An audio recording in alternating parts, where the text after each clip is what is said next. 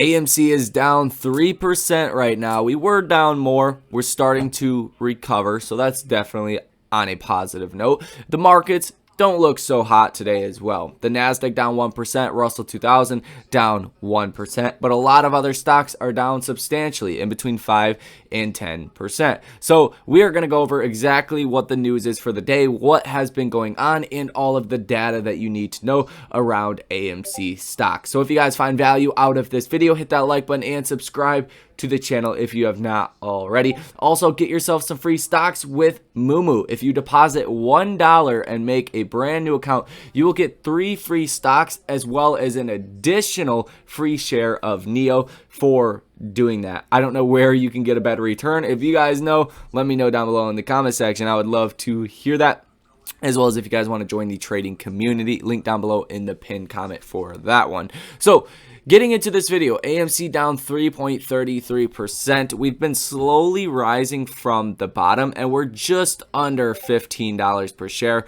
right now. We did actually bounce a little bit off of $15 per share earlier. We bounced off $14.94. And we were above $15 per share in the beginning of trading. I do expect us to close above 15 by the end of today, if not in after hours, as you do have so much demand under $15 per share. And it comes down to a point where, is there even sellers left in the stock? Is all of the selling power coming from shorting?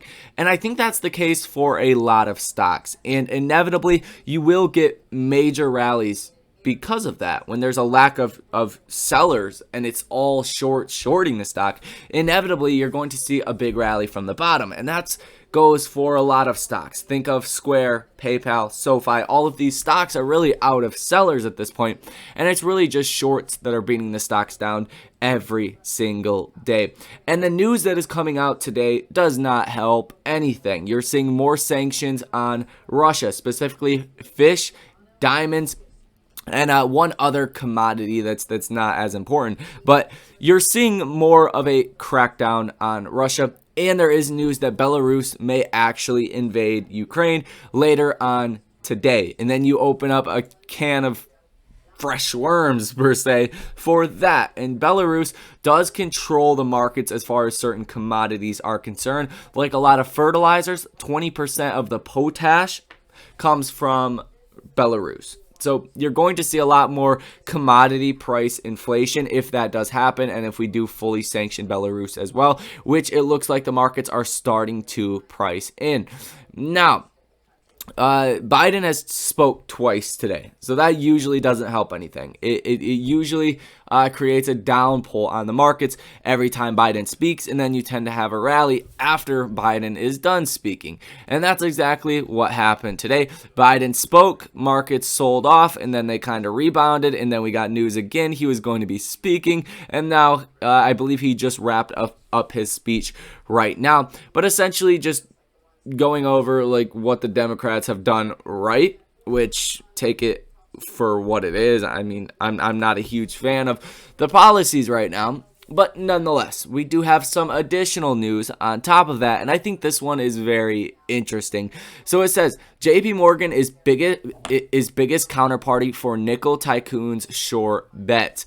And if you guys are unaware of this, a Chinese investor shorted nickel before it started to go crazy. And the price of nickel went from about $2,000 or $20,000 a ton all the way up to $100,000 per ton. And he has lost billions of dollars, but he's not yet ready to throw in the towel, according to a Bloomberg report.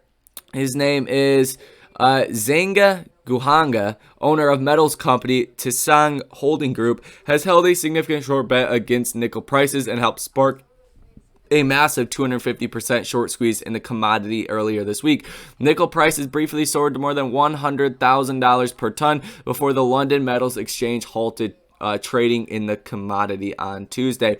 Now the London Metals Exchange is attempting to privately match buyers and sellers to help close out short positions before they reopen the market in an attempt to prevent a repeated short squeeze higher in nickel prices. If this is not fraudulent manipulation, just blatant out in the open, I don't know what else is. You hold the markets to try to match buyers and sellers. Like, come on.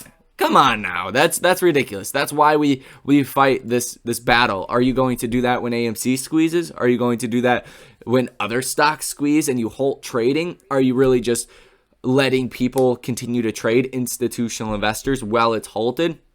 Very, very shady. But nonetheless, JP Morgan is taking the back end of that trade. So essentially, if this goes in the opposite direction that he wants, if it continues to go up, then JP Morgan, they're going to lose out billions and billions of dollars potentially.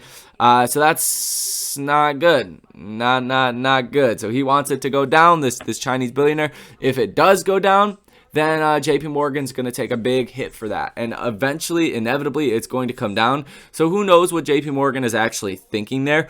But it looks like they're going to be taking billions of dollars in losses. You also did see a lot of other weird news that came out today about social media and Russia potentially leaving an astronaut at the space station in space, just leaving him up there. So a lot of weird headlines today, nothing too crazy besides what we just went over, but it's definitely having an effect on the markets. Just a lot of uncertainty. But I think one of the bigger things that is actually going on today as well is that you are seeing people that exit out of the markets on Friday because who knows what can happen over a weekend. So you do see a lot of that actually taking place. We are roughly halfway through trading right now, and if we rally into the close, if we can get back to even neutral levels or get back to where we were when we opened the day up 0.5%, that would be a very bullish sign. And especially if AMC can do that as well, which it looks like it wants to make that move above 15.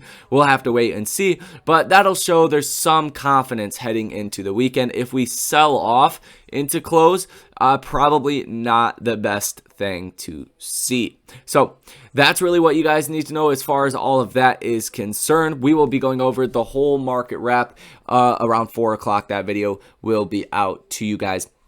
Nonetheless, let's get into the specific AMC data that you need to know. So if we're looking at Ortex data, let's go ahead and refresh this page.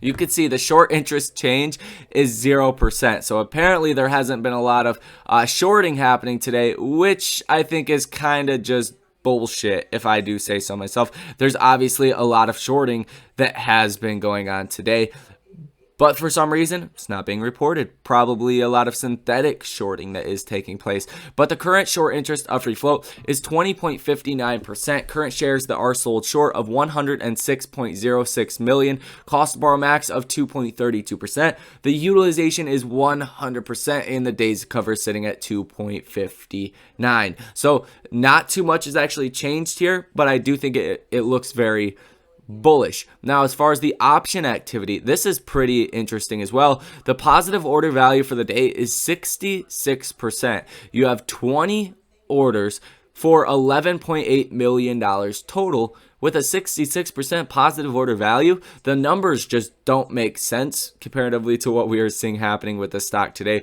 So I'm going to do some more digging and see exactly what this means. But you are seeing a lot of big trades that are coming in, like a September 16th, obviously later this year, a $15 call, 1,000 of them for $435 a piece, and that was a $435,000 trade right there. So you are seeing some bullish activity. And I do think next week you do have a chance to see a quite significant gamma squeeze if we do get some kind of good news over the weekend. Obviously, Russia-Ukraine has not really brought us any good news as of late. The Stocko tracker data, let's go ahead and pull this up. I don't know why it looks like that, but yeah, so we do have 2,700 calls that are in the money right now, 137,000 that are out of the money. Looks like a lot of those are going to expire out of the money unless we somehow get a miracle rally towards the end of the day here. For next week, 3,400 calls that are in the money, 343,000 calls that are out of the money. So I will be going over this in depth what the option chain looks like if we could see a gamma squeeze, but it does look very promising. As far as the puts that are in the money, 104,000 puts that are in the money, 46,000 puts that are out of the money. So combine those two, you're looking at millions and millions, tens of millions of shares that will have to be bought by the market makers if we can start to break out for AMC stock. As far as today, the max pain is sitting at $16.50 per share. For next week, the max pain is at $20 per share. So that is also very interesting. Who knows what's going to happen with that, but that would be a quite substantial move to the upside. So nonetheless, that would be a very bullish thing. And I do want to acknowledge something that a lot of people have talked about. You know, when I say the stock won't go under 15, I mean for a prolonged period. Like, I don't think the stock is going to trend back down to $5 or $10.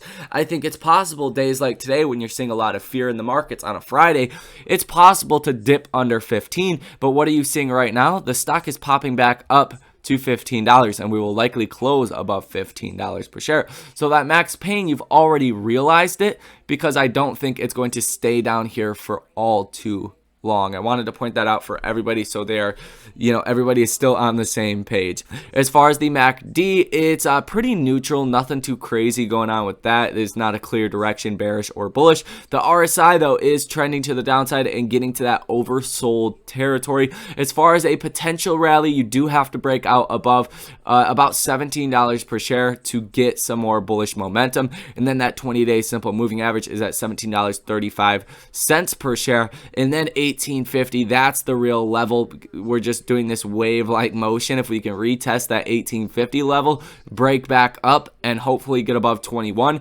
that's when you'll really see the rally start to kick in.